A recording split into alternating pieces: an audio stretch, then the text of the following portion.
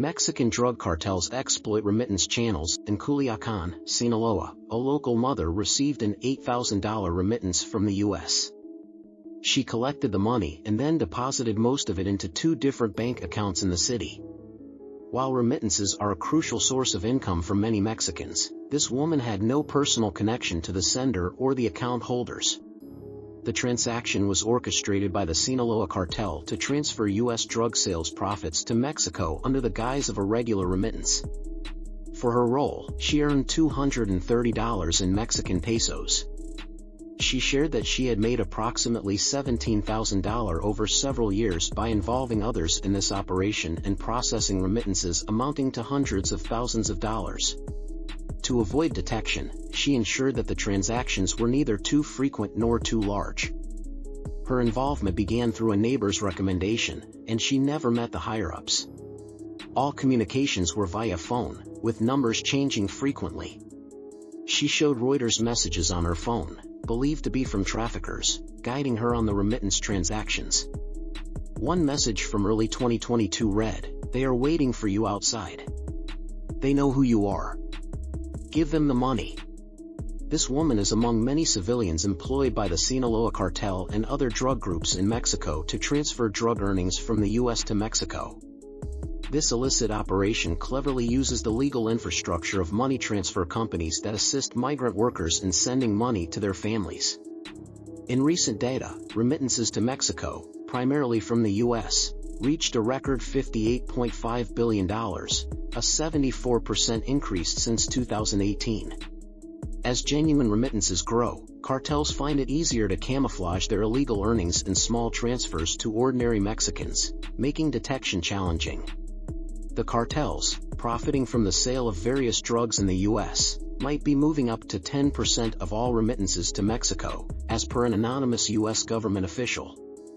A report by the Mexican think tank, Signos Vitales, estimated that possibly 7.5% of last year's remittances might be from unlawful activities.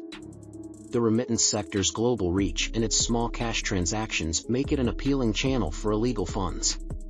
The identification process for these transfers is less stringent than for significant money transfers or opening bank accounts.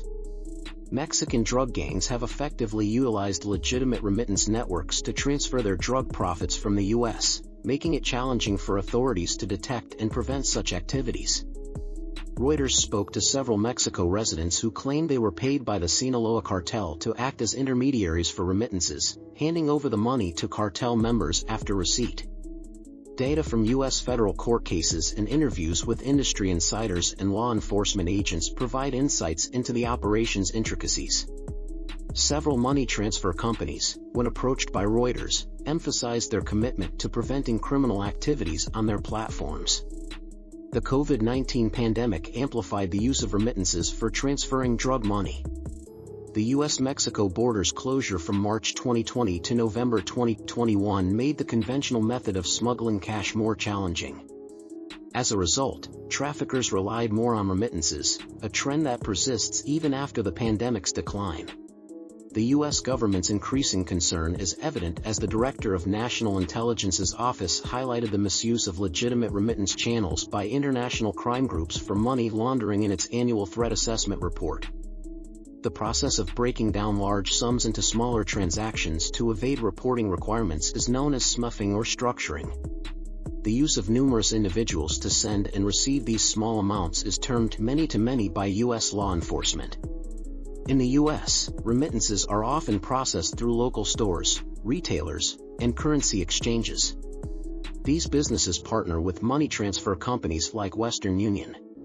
The fragmented nature of this network is crucial for the operation, as controls are dependent on the integrity and vigilance of these small agents. In recent years, U.S. federal courts have successfully prosecuted several drug trafficking cases involving the use of remittances to transfer profits to Mexico. Like and subscribe for more updates.